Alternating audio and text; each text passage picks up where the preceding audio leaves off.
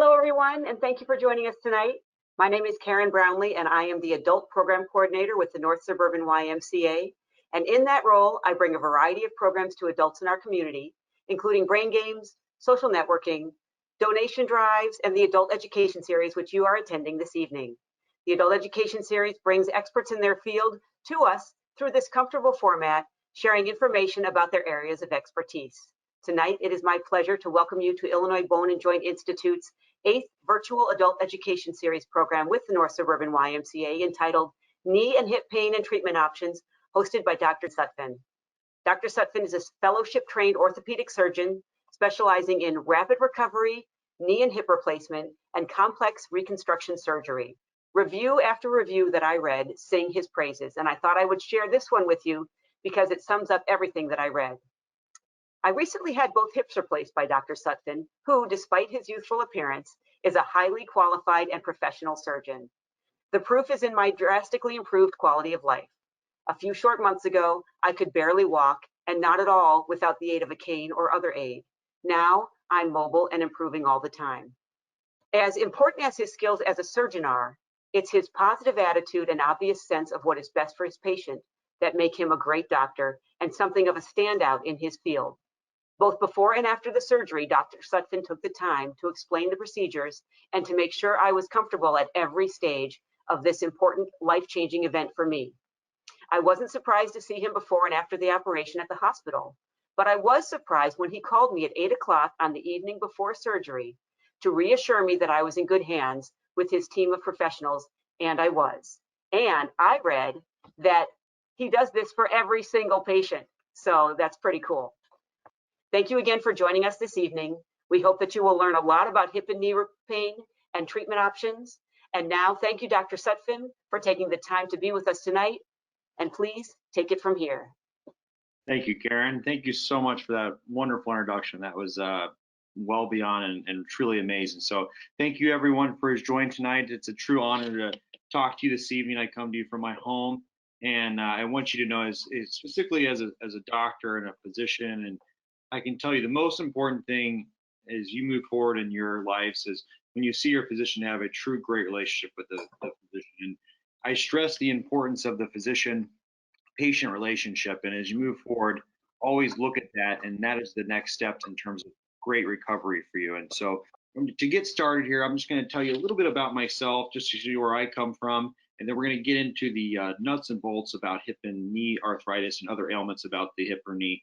So just a little bit about myself. I grew up in Columbus, Ohio. I went to a school called Upper Arlington Golden Bears. For those who don't know, that's just a suburb outside of Columbus. That's where Jack Nicklaus, the golfer, is from. So that's why he got noted the Golden Bear. And I went on to do my undergraduate training at Miami University, and where I met my wife in Oxford, Ohio.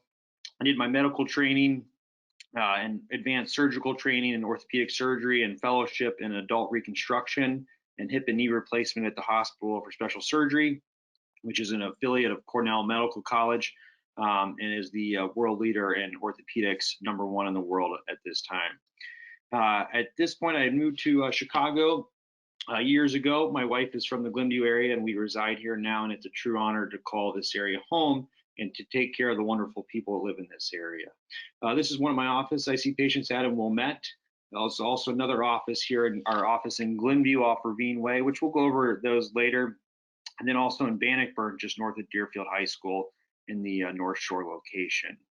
So just to get started here a little bit, we're going to start talking about osteoarthritis. And osteoarthritis affects nearly 700 million Americans, or 1 in almost every 3 adults. So this is something that's really prevalent today, and it really does affect so many people in this area. And I would tell you is, moving forward, that arthritis is a leading cause of disability in the United States, and it makes up for one of those 17.5% of those patients on disability. There was a survey that was conducted by the CDC that showed Americans over 65 who suffer from osteoarthritis is going to double by 2030. And so this is something, this is near and dear to our hearts. It's near and dear to everybody, our families, everybody we can come in contact with. So just a little bit, we'll start with knee osteoarthritis and we'll kind of work our way through here. And again, I want to keep this as open as I can, and so make sure you write as many questions as you can, and we'll go over them at the end. So just a little bit about knee arthritis. It's the most common cause of disability in adults we have today. It leads to decreased work productivity, frequent sick days. We found that symptomatic knee osteoarthritis is more than 11% of 65-year-old patients and older. So, I mean, think about it. If 11% of the people 65 or older are really affected by this, and they're truly being limited by this. And again, this is the highest medical expense of all the arthritic conditions we face today in medicine. Now, just to talk a little bit about the anatomy of the knee, I'm going to go over this with you here. So if you guys look here, this is a normal looking knee here. And I want to show you is if you look here on the inside of the knee, this is what we call the articular cartilage. So this is the soft cartilage on the end of the bone here on what we call the thigh bone or the distal femur bone. And then if you look here, this is called the tibia bone. This is the cartilage on the inside. We also have meniscus, which are the C-shaped structures you see here on the inside and outside of the knee. So when you have torn your meniscus, you actually get a little tear into that meniscus. And those essentially, when that happens, people that have meniscus tears complain of symptoms of the knee catching, locking. If you're walking and you feel like something's going to give out on you, or it feels like something's stuck inside the knee, that's usually a sign of a possible meniscus tear. And then the other type of bone we talk about is the patella. And there's 3 places in the knee where you can get arthritis. And so we kind of break the knee up into what we call the medial aspect of the knee, or the medial compartment, the lateral aspect, or the lateral compartment, or the part underneath the kneecap, or the patella. So let me show you that here. So if you look here now, this is with the kneecap removed. The cartilage is what arthritis is, and it's loss of that soft cushion on the end of the bone here. So if you look here, this would be the cartilage underneath the end of the kneecap. This would be the inside of the knee where you've lost, so we call the medial compartment, then the outside or the lateral compartment. And I will tell you, at the end of the day, these are the parts where the knee is really affected. So this would be, again, the lateral compartment, the medial compartment, and then we call the patellofemoral compartment, or the area underneath the kneecap. So moving on there, so this is a good representation here. I want you to take a look at here. So if you look at on the left side of the screen, that's your normal knee, what it should look like. If you look on the right side of the screen, that would be what we call the arthritic knee. And if you look here, what you see is the biggest signs of arthritis in the knee are what we call where the cartilage is worn down, or we see breaking down, as you can see on this picture. You also, when patients have arthritis, a lot of times they have a meniscus tear because that rough surface is wearing down, or that essentially, think about the tread wearing off a tire is rubbing on that meniscus.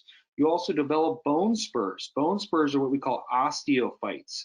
And bone spurs form in the knee for the reason being is as you lose the articular cartilage, or the cushion on the end of the bone, which what arthritis is, the body tries to fight the loss of losing the cartilage by building new bone, and that's what a bone spur is.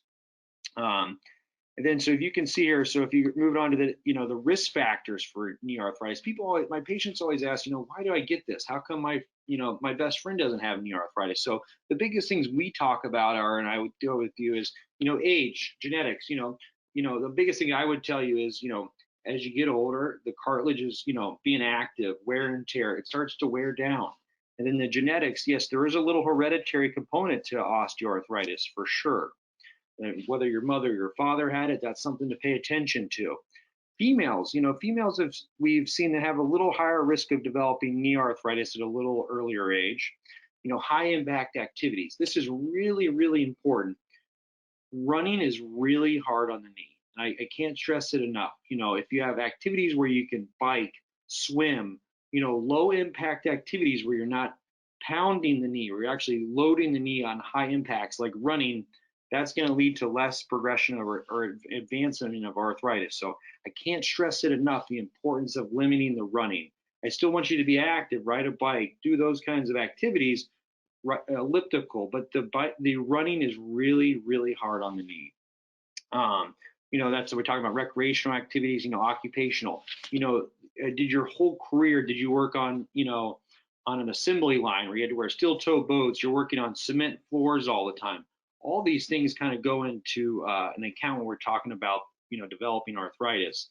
And obesity is, it's something near and dear to my heart, because so many of my patients struggle with it, and I truly work with each one of my patients to get them to the point where we can really modify this factor. And we have different ways to do that, but obesity is the biggest issue we really face today in terms of losing the weight to get the knee feeling better, which we're going to talk about the importance of the obesity and what that entails. And then now also previous knee injury. When you were in high school, did you tear your ACL? Or, when you were 50 years old, you had a bad, car accident. All these kinds of things all kind of go into multifactorial, essentially, of developing knee arthritis.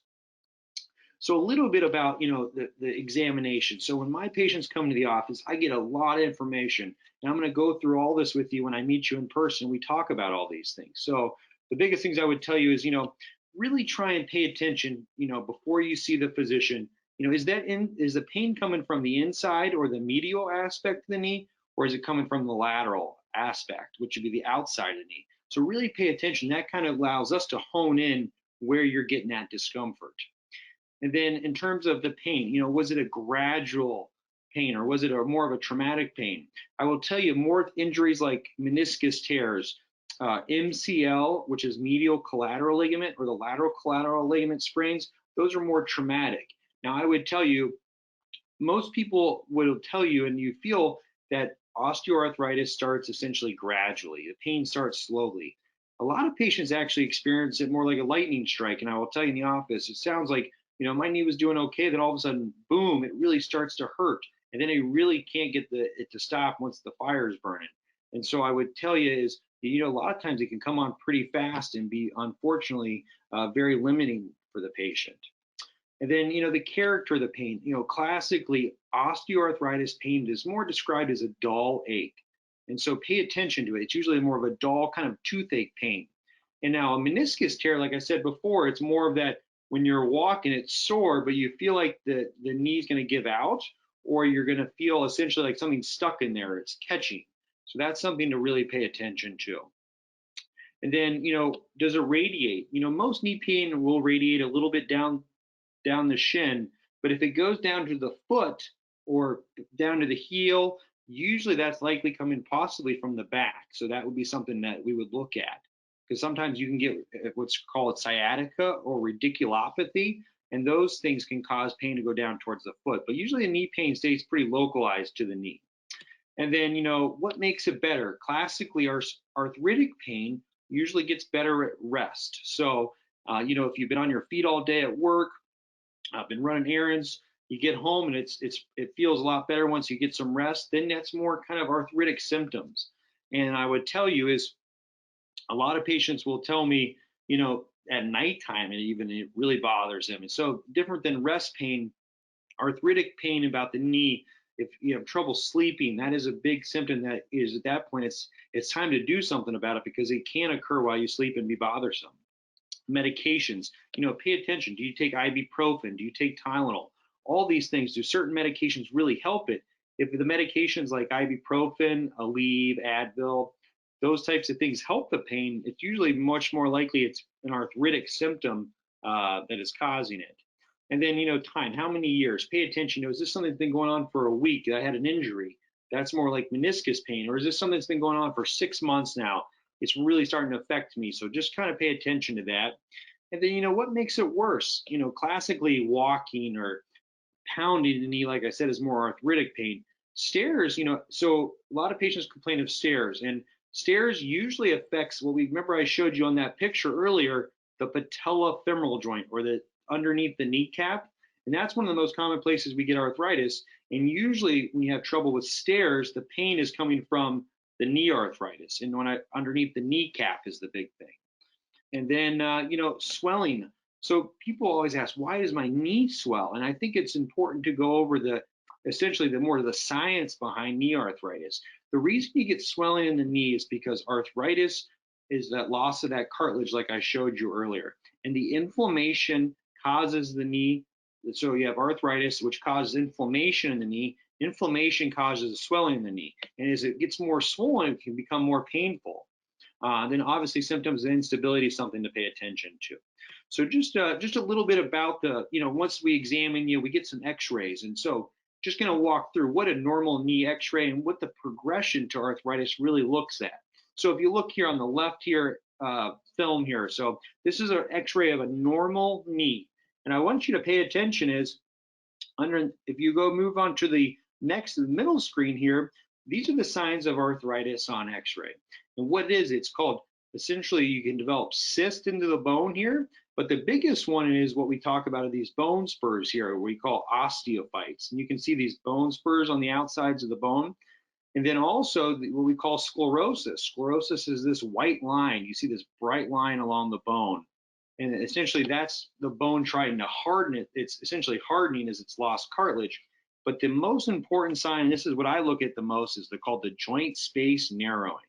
So if you have friends who tell you, my knee is bone on bone, and if it's bone on bone, they've actually lost all that cartilage on that inside of the knee or outside of the knee, depending on where that arthritis occurs. And we'll go over that here moving forward. But the joint space narrowing is probably the most important thing in terms of what we look at in terms of how much of that cartilage is lost. And so when I describe to you and say you've lost cartilage, cartilage is that space that represents here, you see on the left, on the far left picture, as that space goes away, that's loss of cartilage or that cushion on the bone, which is what arthritis is. So just a little bit about the management. This is going very basic. We're going to go into detail here in a minute, but just going to talk about, all these things lead to the diagnosis of knee arthritis. And so, how do we treat it? What's next in the, the realm of treatments here? And I would tell you is, the biggest things are obviously medications. We talk about things like Tylenol, ibuprofen, anti-inflammatories. We're going to go over those here in a minute. We talk about weight loss, the importance of weight loss. I can't stress it enough. And I'm going to go over something that's a really kind of take-home point here, which we'll go over in a minute. But for every pound you lose, it's 4 pounds off the knee. So I want to say that one more time. For every pound you lose, it's 4 pounds off the knee. And I can't stress how important that is. And so you can imagine if you were able to lose 10 pounds, that's actually 40 pounds off the knee. And so that's incredibly important. There's certain braces we're going to talk about here in a minute that can help with the pain. And then obviously injections are, something very helpful for patients who are kind of holding off on surgery. And I think it's a great adjunct to help you with your pain. And we're going to go over the different types of injections here in a minute. And then obviously there's surgery. And, so I'm not here today to, say you need surgery. I would always, my job as the physician and surgeon is to treat you very conservatively until we've exhausted all conservative treatment. And then we would talk about surgery, but I make sure you exhaust all those conservative treatment measures. So a little bit about all these things that go into it. Weight loss. So we have a great system with IBJI that we work through. It's called Ortho Health, and it's a wonderful system that we have set up, and my partner, Dr. Shahab, is spearheaded. And what he has done in our practice is we have essentially worked on nutrition program. It's not just saying you need to lose weight. We have a therapist, dietitian, a whole staff that really work on treating you as a whole person and working on a strategic plan to get you improved. So this is something that's really important. And again, the pros of weight loss, like I said, there's no side effects to it. It improves all your cardiovascular health, improves your well-being. Obviously it's difficult to accomplish. I always tell my patients, you're kind of between a rock and a hard place, but at the same time is, again, to remember the importance. For every pound you lose, it's 4 pounds off the knee. And you would be amazed. I have so many patients who will say, I've lost 15 pounds. My knee feels great now. And I can't stress it enough. Just this one little detail can really change your quality of life by just working on that. And that's something important. And I work with you as your physician to get there with you. And I work as a team. I'm not just going to say, go lose the weight, good luck. I'm going to work with you together, work with our teams to get you to that place where you're in a good place. So then there's obviously exercise program too. Physical therapy is wonderful. I can't say enough about physical therapy. I'm a believer in myself. I've done it in the past. I used to, I was never sure how much therapy helped. And as a patient myself in the previously years before, the therapy is phenomenal. I can't stress it enough. And, what I was saying is, getting back into activities in terms of swimming, biking, those are great activities, like I said, are low impact. And then we do have good studies that show us for mild to moderate osteoarthritis, therapy is a great adjunct to get you feeling better. Now, different types of braces we have, obviously there's, we call unloader braces. Unloader braces are meant to take the certain areas of the knee, and this is kind of beyond the scope of the talk today, but there's certain braces that we can use in the office to essentially help open up the joint a little bit to take some of the stress off of it, in which we'll go over that a little bit later. Obviously using a cane or walker. When the pain gets to be so severe, the worst thing you could do is fall. And that's my biggest thing I would tell you. So, if it gets to that severe, then you move to a cane or walker is reasonable until you can progress off that in things like therapy. Now, medications. Now, this is something really important here, the difference between Tylenol and anti-inflammatories. So Tylenol is really a pain medication, and it's good for mild to moderate pain. And I would tell you is, it's better than not taking anything at all, but it is not as efficacy, is not as high as NSAIDs. So what are NSAIDs? That's non-steroidal anti-inflammatory drugs. And NSAIDs are things like ibuprofen, Aleve, Advil. And what those are is, so the Tylenol doesn't have that anti-inflammatory effect. Now, remember, like I told you, arthritis causes inflammation. And so Tylenol doesn't have that anti-inflammatory effect. And so that's where the Tylenol is not as effective. It only does is take down your pain. It's not addressing the issue of the arthritis. And then people always ask, with Tylenol, it's going to hurt my kidneys. It does not. When you take Tylenol, it gets excreted out of your body through the liver. And so I give it caution patients who have any liver disease or hepatic disease is what we call as liver disease. And so it does not affect the kidneys. It only affects the liver. If you take it too often, it'd be the big thing. But the issue is with Tylenol, a lot of patients only can take Tylenol. The reason you can only take Tylenol is if you're on a blood thinner. So patients that are on Coumadin, Xarelto, Eliquis, medications like that, Plavix, those patients unfortunately have to use Tylenol because they cannot take an anti-inflammatory like ibuprofen or Aleve because it thins the blood too much.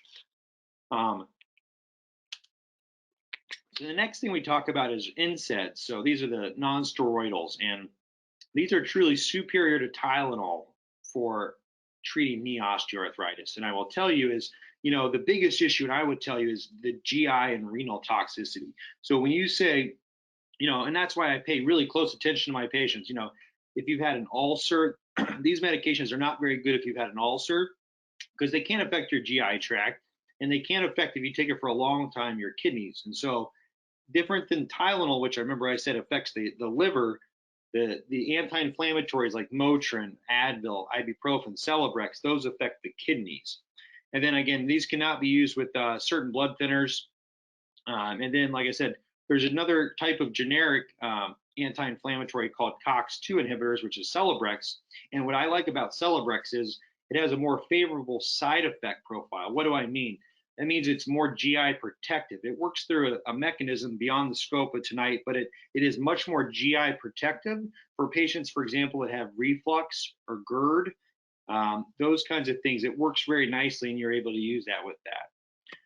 That a lot of patients, who are trying to hold off on surgery or been taking medications, this is something that patients are on, and I really, really caution this. And things like we've all seen on the news and social media is about opioids and things like medications you've heard of, like Tramadol, hydrocodone, or Norco, or oxycodone. These have really limited utility in the treatment of arthritis. It's more of a Band-Aid effect. It's not something we want you to be on long term due to the addictive personality of these medications.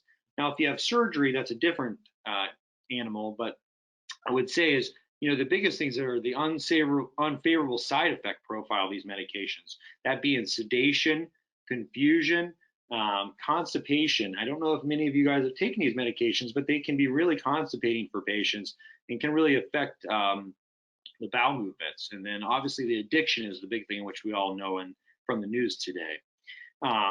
Then there's really two different types of injections. So when we have knee arthritis, and I go two different directions. There's one type of injection, which is cortisone injections. And then there's also another type of injections called viscosupplementation injections. So we're going to talk about the cortisone injections first. And so what it is, it's an intra-articular injection of a corticosteroid. There's different types of corticosteroids, and we inject it directly into the knee. And how does that even help the knee? Patients, so how is that really going to help me? And how it does it is the cortisone is an incredible big anti-inflammatory. And so you're injecting it into the knee, and by injecting into the knee, you're causing a large anti-inflammatory effect, because right now you have knee arthritis, which is causing inflammation. And so by giving that big anti-inflammatory injection of the cortisone, essentially we really get down that inflammation. The issue is we cannot give these usually more than every 3 or 4 months. I usually stick to 3 times a year for my patients. And the reason being is if we give it too often, it actually can progress the arthritis more. There was a study last year that got a lot of press that showed, that cortisone injections make the arthritis worse. And I will tell you is that's if they're given too often. So you have to do it smart and not more than every 4 months. But they are a wonderful adjunct to really get patients to an active lifestyle again, improve their pain, and get their inflammation down. And I usually start with this in the office as my first injection if we're talking about injections at that time. The reason being, I always is my first line. 1, it works faster, and 2, it does not require essentially initiation to have the insurance company. We don't have to perform an authorization, so you can get in the office that day. But I will tell you, as a person who gives both injections, I usually find that this works a little bit better, and I usually start with there in the first place. And then, again, I would tell you is, and this is something we'll get into later, but when we talk about knee replacements, if you're ever, a lot of you tonight are thinking about, I'm almost there for a knee replacement, I've done a lot of these things, always remember you cannot have a knee injection within 3 months of surgery. The reason being you cannot have a knee injection before 3 months of surgery is the risk of infection after a knee replacement is around 1%. Goes up to almost 4% within those first 3 months. So we have to wait 3 months to do your surgery. So just thinking about it, for example, I have patients who come in and they want to get an injection and have the surgery next week. We can't do that because it does raise your risk of infection. And then another important for my diabetic patients on there tonight, I don't know if any of your physicians have gone over this with you, but if you do get an injection of cortisone, no matter where in the body, your spine, your hip, your knee, it can raise those blood sugars. So very, very important. And it only usually raises them for the first few days, but it can raise them kind of high. So it's something you really do need to pay attention to. And then the second type of injection is called viscosupplementation injection. And what this is essentially a synthetic of a cells that we call hyaluronic acid, which is a naturally occurring protein in the knee that essentially has decreased when you have knee arthritis. And so as it's reduced, we inject it. This is the type I use is essentially made of bacterial cells. They used to be from rooster combs, but some companies still make them from rooster combs.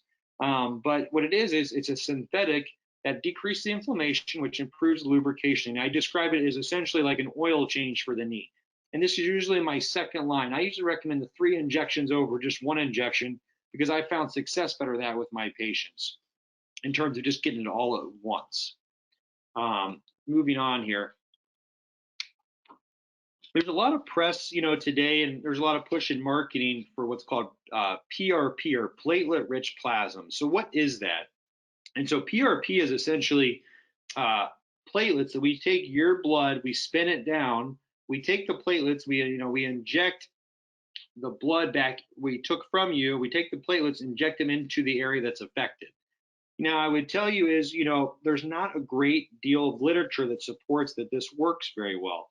It does work really well for some tendons injuries, but I would tell you for the joints, whether it be hip or knee, we don't have great data that show that this works.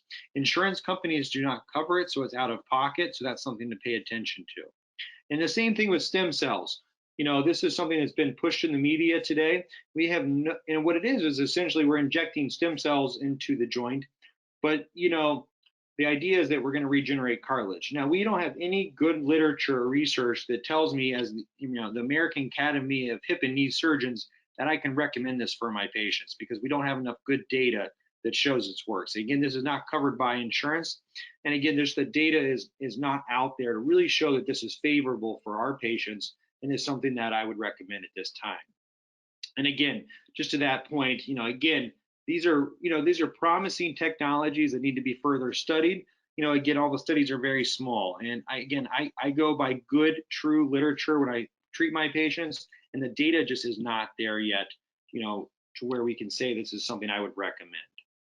At the end of the day, and I would tell you is at some point we do all these conservative treatments, and I'm an incredibly conservative surgeon, and I will tell you is I exhaust all these treatments before we move on to those next steps. And what I usually say to patients is, again, what knee arthritis is and hip arthritis is the same thing. It's essentially the tread wearing off a tire. And I would tell you, it's kind of one of those things is when the mechanics wear out, you kind of, you need new tires. And that's what a hip or knee replacement does. And again, at the end of the day, it's a wonderful surgery. We're going to go into it in more detail, but I will tell you is this is something that we've exhausted everything. And so a little bit about knee replacements, and we're kind of going into this in big detail here. As previously discussed, there's, minimal, side effects to, treatments of conservative treatment. And I would never push you into a surgery. I tell my patients, you tell me when you're ready for surgery, because that's the most important thing. I would never say I'd recommend it. What it happens is, as a patient, you will come to the essentially point where you'll say, you know what, I'm ready for surgery. I can't live like this anymore. My quality of life is affected. I can't do stairs anymore. I can't sleep anymore. I can't do the things with my husband or wife or my family. I can't go on trips anymore. I try to go out to the grocery store. My knee, I don't know if I'll get there. So that's when you know your quality of life is affected, and it's time to take our steps to the next part. And so just a little bit about knee replacements are, knee replacements is a great surgery. I will tell you is, this is national data that 80% of people after knee replacements will say, I'm so happy I did this. Why did I wait? It's one of the best things I've ever done. There's still 15 to 20% of people that still say, I'm happy I did it, but it's still sore. And I will tell you is, after knee replacements, 95% of people say, I feel so much better, but you're still going to have about 5% that are still going to be sore. And I will tell you, it's not going to take away all your pain. And you're still going to occasionally have some stiffness and soreness, but that's only, but hopefully about 5 to 10% of the time is the big thing. And I would tell you, the risk of infection is incredibly low. I tell you, it's 1%. It's a national average, very small risk of blood clots.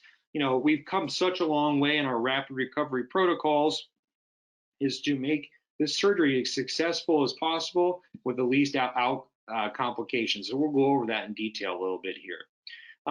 We talk about partial knee. So there's different types of knee replacements, and depending on if you're the right patient, a partial knee replacement is sometimes what I would recommend. And just to go over that with you, is if only part of the knee is arthritic, then we would only replace the part that's gone bad, because partial knees essentially, it feels more like your natural knee. It's a quicker recovery, less blood loss. And so if you're a good candidate for that, that is something we would talk about. And, again, there's a lot of indications that are beyond the scope of tonight's talk to go over with you, but this is an option. But again, only about 5 to 6% of the candidates for knee replacement are candidates for partial knee replacement. There is a significant things that go into deciding that, and we get all these imaging things to talk about that, but that's something we would have in our consultation to go over that. But most patients in the world today require a knee replacement, and that's because the knee arthritis affects more than usually just one part of the knee. And I would tell you is essentially, if you look here at these x-rays, so x-ray on the left here is a normal looking knee, and it progresses over time to the point where it becomes severely arthritic in the middle. And then on the right is what a knee replacement looks like with x-ray afterwards. So you can kind of see, this is a big misconception. I want to kind of talk about this. Patients think when I do a knee replacement, I take out a big chunk of the cartilage and bone on both sides, and I take all that out and put a whole new knee in. A knee replacement is really just resurfacing the end of the bone here. And so I'm really just removing, approximately 10 millimeters on each side, and I essentially restore that just with the components. So we're removing minimal bone or cartilage when we do these surgeries. So again, the question always is what's new and improved in knee replacement? Are we still performing the same surgery we did years ago? The short answer is, again, we're doing it similar, but definitely different than we used to. And how the world has changed today, and it's all about improving our outcomes for our patients, because that's what I'm all about, is getting the best outcome for my patient so their quality of life is incredibly improved. And so prior to, years ago, we were doing knee replacements, and We had issues with malalignment. They were leading to early knee revisions and having to redo knee surgeries. And the reason was because a lot of things we were doing mechanically. We weren't using other adjuncts, and we were having issues and having poor outcomes. So the biggest things are what we do is to, make sure we get it right the first time. And so the world today has changed in terms of providing excellent outcomes through using precise instruments to really allow us to keep outliers limited. And what I mean by that is, so we use things like robotics. I use computer navigation. I use robotics. We also use things like sensors, really to make sure that our patients have optimal outcomes. We use essentially custom knees. So, when I do your knee replacement, I match your anatomy beforehand to customize to your bone to fit your bone. So before surgery, I know what sizes we're putting in. I know exactly which knee we're going to put in to be customized for you at the time of surgery. And so we do all that on the preoperative planning, and that helps us talk with our technology. Now, again, computer navigation, robotic assisted surgery, the biggest things is it solves the problem to deliver the best and reproducible results for our patients. That's the most important thing, and that's what it's really all about.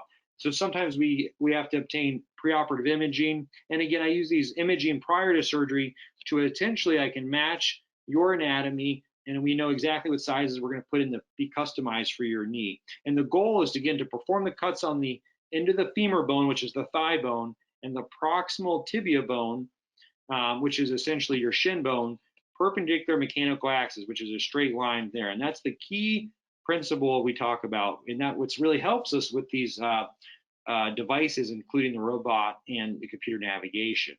Now, again, using the computer-assisted technology, which has allowed us to prevent malalignment and therefore improved outcomes for our patients is the big thing. And that's where our technology has really come in the past 10 years to change knee replacements from our old knee replacements years ago that last longer for our patients now. And again, just because the robot can help us achieve all this, I am still doing the surgery. I still do the entire surgery from the incision to closure, but these technologies allow me to keep within essentially be very accurate is the most important thing. And we're really keeping any outliers out is the big things to allow for excellent outcomes. And so it's again hitting that bullseye. And so, despite what I told you, the operation is just the beginning. Everything after is the big thing. And just to go about that, at 3 months, I will tell you 80% of patients, 80%, you feel about 80% by about 3 months after a total knee, but it takes a full year to get that 100% recovery. Now, just a little bit about the knee replacement is, prior to COVID, we didn't have to get COVID testing, so all our patients are being COVID tested. I do surgery at a surgery center as well as at Skokie Surgical Hospital, which is an orthopedic specialty hospital. We only do elective procedures. So there's no other patients having surgery at this hospital. It's purely patients having hip and knee replacement, spine surgery, sports medicine procedures. So we're not having patients there with COVID. There's no patients with pneumonia. These patients at this hospital purely have elective surgery, and so it's very safe. And you come in, most of my patients, 95% of them have a spinal anesthetic, which is very safe for you. Spinal anesthetic being essentially you're numb from the waist down for only a couple hours.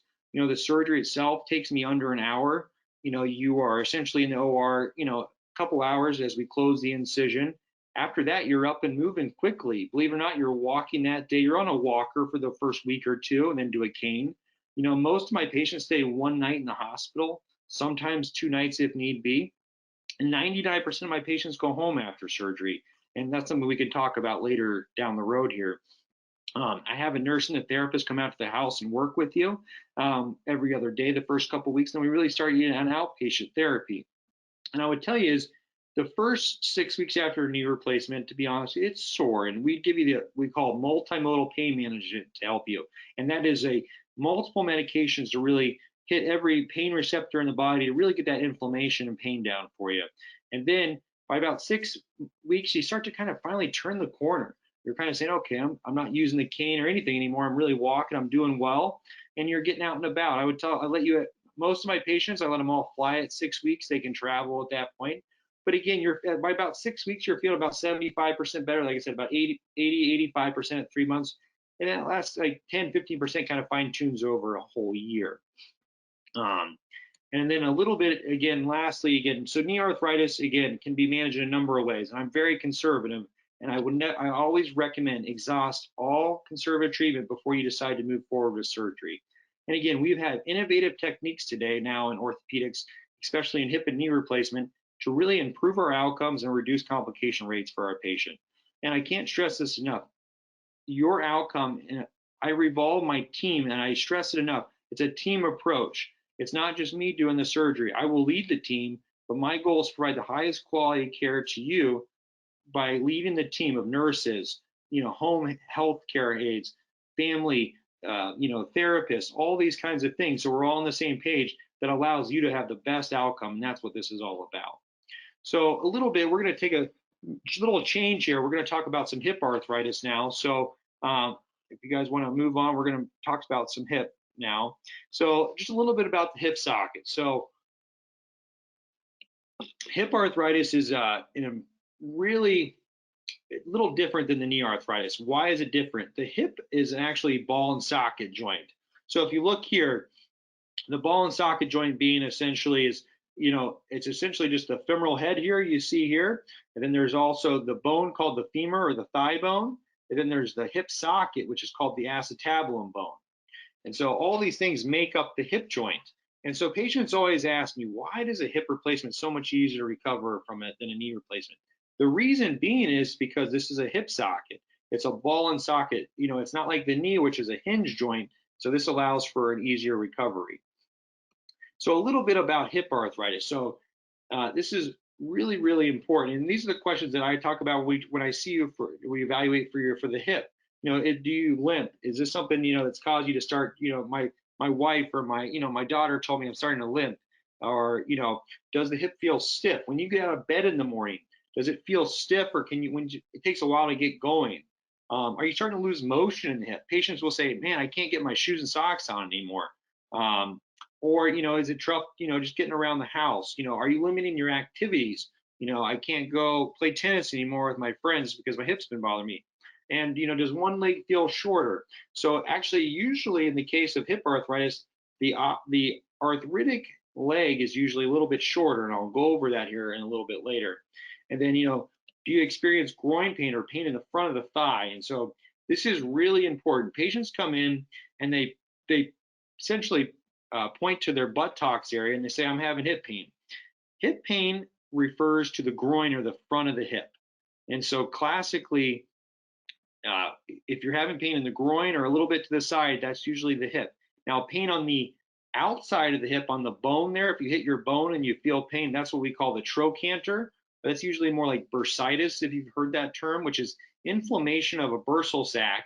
It is essentially like a little jellyfish that sits on the outside of the bone that prevents the IT band and muscle from rubbing on that bone. And it's a small little, essentially, sac of fluid that becomes inflamed. It's so common. I see it 4 to 6 times a day in the office, and it usually just comes on without an injury.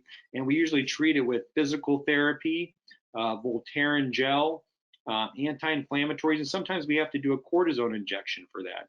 So that is, something that does come up about. And then pain more in the buttocks is usually more consistent with coming from the lumbar spine or low back. So a little bit about treatment for hip arthritis, and again, it's similar modalities as knee osteoarthritis, is activity modification. Again, things like swimming, riding a bike, weight loss. Again, huge. I can't stress how important that is. And then using a cane or walker can be very helpful. And then physical therapy, I will tell you, is we don't see as much results with hip arthritis in terms of therapy. But again, if you do decide to do therapy for hip arthritis, you have to give it time. I'll have patients that go for 2 weeks and say, I'm not getting better. But usually, if you stay the course, you can usually get some really good benefits from it. And then, similar medications, like I talked about before, the Motrin, the Aleve, the Advils, things like Celebrex are important. Like we had talked about before, nutritional supplements, things like glucosamine, chondroitin. Now, those things are reasonable. A lot of patients are on those. We don't have great scientific literature that shows us that they work, but I have so many patients that use it. I think it's a very reasonable option to be on. There's, similar to the knee, there's hip injections that we can do, and they provide good benefit for patients who are, thinking about hip replacement but are not there mentally yet. And I will tell you is we usually do these under X-ray or ultrasound. And the reason we do that is it allows us to make sure we're in the hip joint, because the hip joint is a lot deeper joint than the knee joint. And so we need to make sure we're in the joint. So that allows us to do that. And again, the FDA does not approve for viscosupplementations or those gel injections for the hip. So we don't do those for the hip, unfortunately. But I would tell you, as a hip injection, it does provide some good relief. How long it lasts. And I always get that question, specifically for the hip or knee. And I tell you the average probably 4 to 6 months. And everybody's different. Some people get 2 months. Some people get a year. Everybody's different. But hip injections, I do it on a limited basis, mainly due to, and we'll get there, is hip arthritis treated with a hip replacement. A hip replacement is truly, if not one of the top surgeries we have in medicine today. And patients, once they have the hip replacement, they say, why did I even think about getting a steroid injection? How helpful it is for the patients. And then again, I know this, at the end of the day, it's all about conservative treatment. And I would do it till, the patient tells, you know what, Sean, I can't live like this anymore. I can't do the things with my spouse anymore. I can't see my grandkids anymore. I can't play paddle tennis anymore. My life quality is affected. It's time to do something about it. And that's, again, where we come in and we talk about a hip replacement. And the benefits of a hip replacement, I can't stress enough.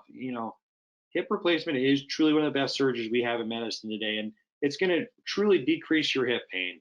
And it's, the biggest things are increasing your leg strength, which helps the rest of your lower extremity because it all works together. Improves your quality of life and allows you to do things that you weren't able to do, and provides for easier movement because you've had such essentially stiffness in that hip. Now, what is a hip replacement? Just to kind of go over it and talk about it with you, is if you look here on the left hip, so this is what a hip with arthritis looks like. So you can see here, there's essentially the cartilage is essentially removed from the hip here. And what I want to show you is if you look here, as the cartilage moves away, essentially it's walking on essentially a rough surface. Essentially it's that tread wearing off the tire. And the x-ray on the right just shows us what a hip replacement looks like on x-ray. And essentially what we do is we replace that cartilage where it has been decreased by removing that bone. So I'm going to walk through that with you here. So what a total hip replacement includes is removing the arthritic ball and socket and replacing it with prosthetic components, as you see here. And so we implant these components into your femur bone and your pelvis bone. So I'm going to show you here. So what I do in surgery is I essentially take away that arthritis into the bone, and then we insert this, what we call the acetabular component, which is made of titanium. And it goes into the bone. Your bone actually mates with that prosthesis. And then we do the same thing with the femur. We actually impact this, what we call a femoral stem, which actually goes into your femur or thigh bone, and your bone actually mates with that prosthesis. We also do cemented sometimes when the bone is soft. And sometimes, we've shown in great studies that cemented is just as good as cementless, but majority of the United States has gone to cementless prosthesis unless the bone is really soft, in patients that are more osteoporotic, for example. So just a little bit, I just want to show you guys here, if you guys can see this here. It's essentially a model of a hip replacement. And so if you were looking here, this is essentially a hip here. So this would be your pelvis. And so what I'm doing is I essentially take away that rough surface, and this is made of titanium in real life. And there's a really fancy piece of plastic called polyethylene that is in between here. And then this is, again, like I showed you here, this goes down into the bone where your bone actually mates with the prosthesis, and then this becomes your new hip replacement, you can see here. And so we take away that rough surface that restores that movement you haven't had for years and gets you back to that active lifestyle. So that's just a picture of that. I'll take one step back here. Here's a knee replacement model I meant to show you earlier. I apologize. And so this is essentially a knee replacement. And you can see here, I only remove a little bit of the end of the bone here. And so this essentially functions as your new knee. And I essentially cement these components onto the surface. So I'm only essentially removing a small subset of the cartilage in the bone, and I'm just putting it on the end of the bone. So it's a resurfacing. And then the same thing goes down onto the shin bone or the tibia. And then this becomes essentially your new knee. And so it's your own ligaments on the outside, and that becomes your new knee. So just a little video of showing that here. So essentially here, most patients, again, do very well with hip replacements. Recovery is typically shorter than a knee replacement. And, our data shows us today that we're doing these on younger patients because patients want to stay active. It's not so much a surgery that I only do on patients who are, up in the words of the 70s and 80s. I'm doing it on 40 and 50-year-olds who have severe arthritis who want to stay active. And it's about quality of life. And that's the big thing now. Potential complications of surgery, I will tell you is, obviously there's a risk of what we call dislocation, leg length discrepancy. Now we do multiple things in surgeries to try and get your legs as equal as possible. Infection risk, this is incredibly low risk again, blood clots, we call DVT or deep venous thrombosis, fracture, loosening the components. Now I know all these things sound very scary, incredibly low risk of all these complications though. And so people ask, what's improved and new and different in hip replacement? The big things I would tell you is approaches. Today we have approaches that have really changed how we do essentially do hip replacements. Now I do two different approaches when I do hip replacements, depending on multiple things beyond the talk tonight. I do what's called a mini posterior approach, and I also do the anterior approach here, which we're going to talk about today. And the direct anterior approach is essentially an intramuscular approach. That being said, I don't have to cut, detach, split any muscle, lift any muscle. I essentially am separating the muscle, releasing some muscles, and it allows me to do your hip replacement to allow for a rapid recovery and getting you back to your quality of life faster. And so, with the direct anterior hip replacement, it's a small incision. We have no muscle damage, fast recovery, less pain. Most patients go home the same day or the next, depending on patient age and home status, less risk of dislocation, and there's no restrictions post-op. Now, I will tell you is, as a person who does both of these approaches, at 6 weeks difference, 6 weeks outcomes, there's no difference in terms of what approach you have. So as a physician that does both of these approaches, I would tell you it's not so much about the approach, how you do it, but it's about putting the parts correctly. And that's the most important thing. And I don't take that lightly. And that's, again, beyond the talk of tonight, which we'll talk later. The big advantage of the anterior hip today, which I do, is, we can use x-ray while I do the surgery. This allows to ensure component position, adjust the leg lengths in real time. And again, you have no dislocation precautions, unlike the posterior hip where the first 6 weeks you can't bend down past 90. And again, the faster immediate recovery with no muscles being split. So those are important things. The biggest things with disadvantage of the anterior approach that we have today, it's a more technically demanding, requires special tools, training equipment. And again, I would tell you the biggest thing, not all patients are candidates. Depending on the bone quality, different bone findings and the body habitus kind of can change if a patient would be a good candidate for it. And I treat you as the patient. I don't just say you need a hip replacement. I treat you, there's certain things I would recommend because of certain things to make sure to allow you to have the best outcome, because that's what it's all about. Again, in terms of hip arthritis, overall, it's a great, we have good management to prevent you from having surgery conservatively. We have really good innovations in our surgical technique today. Just like other joint replacements, the outcomes of the entire procedure are really based on not just myself, it's the patient, it's the care team, the nurses, staff, and I take pride in my team, and I really want to provide the highest quality of care to you as the patient, because that's what it's all about, getting you back to that active lifestyle. Again, this is just a little bit, this is my family, this is my 2 girls, and then we've actually had a son in the past year. This would be my so I have Libby, Kate, and then that's Jack. So I just wanted to say thank you for tonight, and utmost honor talking to you this evening. I'm going to answer multiple questions right now, and I leave you open the forum to you guys to ask as many questions as you want, and truly been an honor, and I look forward to meeting you all at some point. All right, well, we have a lot of questions, Dr. Sutphen, and we don't have a lot of time. We've only got a couple of minutes left. So okay. I will answer one real quickly, then you can take a drink and take a little break if you'd like. Someone asked if they could watch this recording later, and I forgot to mention it earlier, but yes, this recording will be on the Illinois Bone and Joint website, as well as on the North Suburban YMCA's website.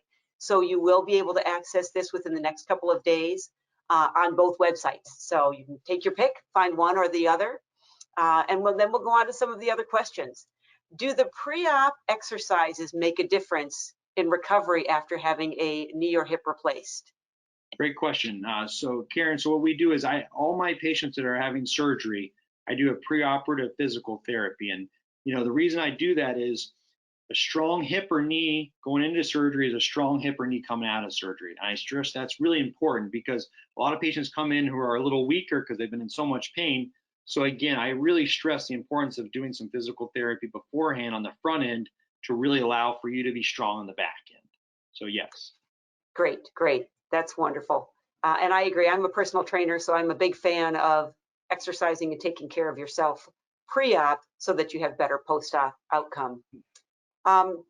We've got questions about running. There were a lot of questions about running. As you were saying, running is one of the worst things for your knee. And people are saying, well, does it cause arthritis? Are there people who can run without arthritis? There are people who run later into life.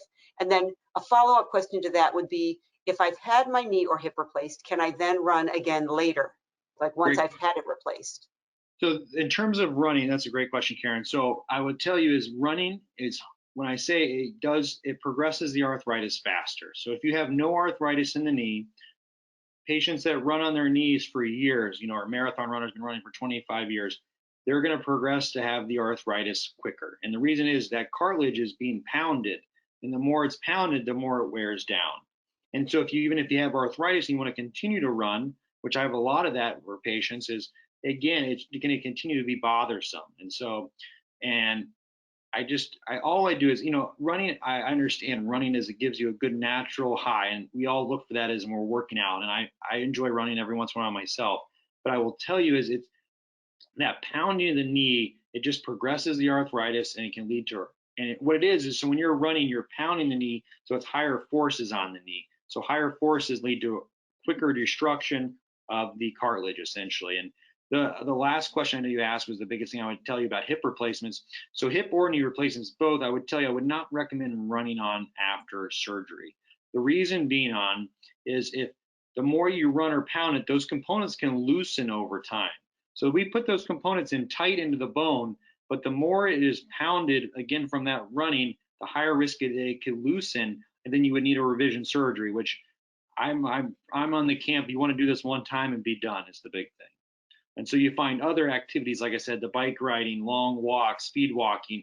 I let patients do everything on a hip or knee replacement except pretty much jog or run on. You can snow ski, you can do all these activities, but I just really don't want the pounding is the hard because it will loosen up the components. Great, thank you. Another question regarding arthritis is, do the topical applications like arnica provide any benefit? Yeah, so there's a lot of natural supplements out there that patients use, like arnica cream. A new one to the market we use is Voltaren. That used to be prescription that I gave to patients, but now Voltaren, which is diclofenac gel, is made over the counter over the past few months, which has been nice for patients. And what that does is it does provide the anti-inflammatory effect directly to the knee. Now the hip is a much deeper joint, so it's not going to provide as much relief. But for pathology like hip bursitis, or that pain on the outside of the hip, like I was talking about, that works really nice for that, those creams. But I would recommend, I think those are better for the knee, as they do provide an anti-inflammatory effect to decrease the inflammation for the knee. How about icing? Yeah, icing. I'm a huge fan of icing. So to talk in terms of all we talked about tonight, I really recommend icing after exercises if the knee bothers you, if you're trying to stay healthy and fit. That's important. Icing before you go to bed, I think, is a really good adjunct. Other things I would tell you is icing, especially after a knee or hip replacement, incredibly important to get that inflammation down. I usually recommend icing. So say the knee just hurt you for the first time. I usually recommend essentially the icing right then for the first, 3 to 10 days. And then at that point, I usually, if patients like heat, then I let them do heat, because some patients really do like heat. And so I usually lean more towards ice, but I think at the end of the day, I leave it up to the patient, but really, really important, good adjunct to help with the inflammation. Great, thank you. Someone else was asking, over time, will cortisone shots become less effective for people? Great. And if so, then what do you do? Yeah, great question. So the more we do these types of injections, either the gel shots like I talked about or the cortisone, the more you do them, they actually become less effective. And so that's a great point, Karen. I tell patients that kind of from the start. And so I recommend usually only doing the injections when you really, really need it. And because that being said, I have patients who'll come, for the gel shots every 6 months on the dot, but eventually they stop working. And I say, really just do it when it's really bothering you, because it's not going to work the more you do it. And so same thing like the cortisone. Yes, I have patients that come every 4 months who say, I need it today, but all of a sudden it stops working. And then what I do is if it stops working, then sometimes what we do is we kind of essentially maneuver where we do the gel shots, then we maybe try one more cortisone, but we do all those kinds of things to essentially try and obviously hold off of surgery depending on the patient and the factors that go into that. Great, thank you. What is the efficacy of over-the-counter, this person said medications, but I think they're more supplements like glucosamine, chondroitin, that sort of thing? It's a great question. So there's not great literature that show that they work. For example, there's no evidence to me from the American Academy of Hip and Knee Surgeons says, I can recommend this for my patients. But I will tell you is I have so many patients as a person who just takes care of this for a living who use these supplements and have such great success. So I think it's reasonable to try. It's relatively really safe. And I think it's reasonable to try for sure. Okay, great, thank you. Someone who has osteoporosis is asking about cortisone injections for someone who has osteoporosis. What are your thoughts on that?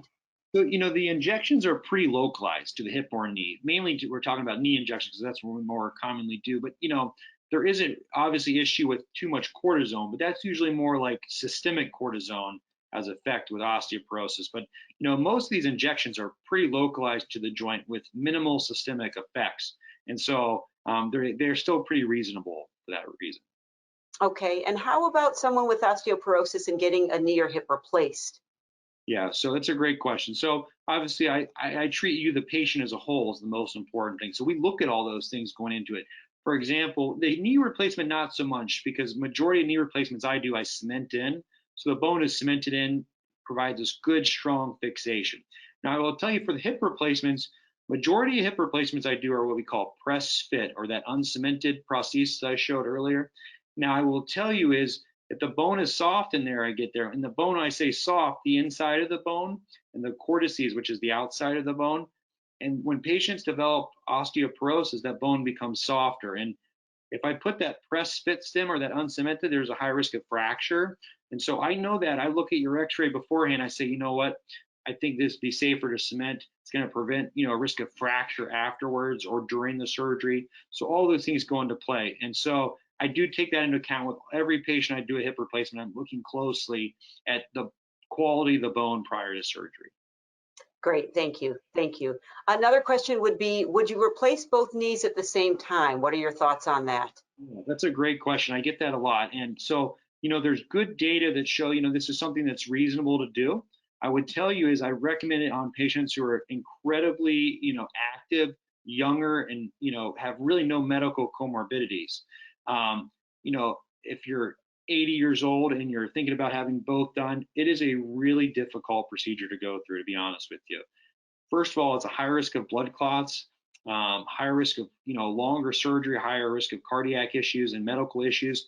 And most of the patients, I will tell you, the recovery is much more difficult. And what most surgeons like myself who just do hip and knee replacements for a living have gone to is we mostly stage those patients, which has provided better outcomes. For example, I do the surgery on the left knee, I do the right knee 3 months later. And that's usually kind of the timetable. If there's a big deformity to the knee, I might do it at 6 weeks, but usually the 3 months allows you to have a good recovery on the other knee because you're in a good place from the other one. And I just feel it both at the same time are really, if you're my family member, I would recommend doing it in a stage fashion, not at both times, because it's a higher risk procedure and the reward is, again, it's just not as safe. Good to know. Thank you. Thank you. And I know there are a lot more questions, and I'm sorry to everybody whose questions I didn't get to, but it is already after 8. I thought one that was interesting that you didn't address at all because it wasn't part of your topic, but someone asks, will there ever be an ankle replacement? Yeah, great question. So there are ankle replacements actually. I have wonderful colleagues that do those at our office in Glenview, and I will tell you is at the end of the day, when you have ankle arthritis, there's other things you can do like an infusion, but an ankle replacement's a good surgery. You know, it's not as prevalently done like we do hip or knee replacements today. There's still a lot of literature being done and a lot of things being worked on, but it's a valuable management for a tough problem in terms of ankle arthritis. So yes, there are ankle replacements today, but again, they're not done in the volume that we do knee or hip replacements today. Got it. Well, I could probably ask you questions for another 2 hours, but I know you have kids at home, and we thank you for your time this evening. Thank you all for joining us tonight. Just so you know, Dr. Sutphen, we had more than 300 people on this call. So thank you for putting this information out there. Obviously, there's a lot of interest, and thank you to all of you who joined us tonight. Have a great evening, everybody. Thanks again, Dr. Sutphen, and you can watch this again later, so tell your friends. Thank you, Karen. Thank you so much, everybody.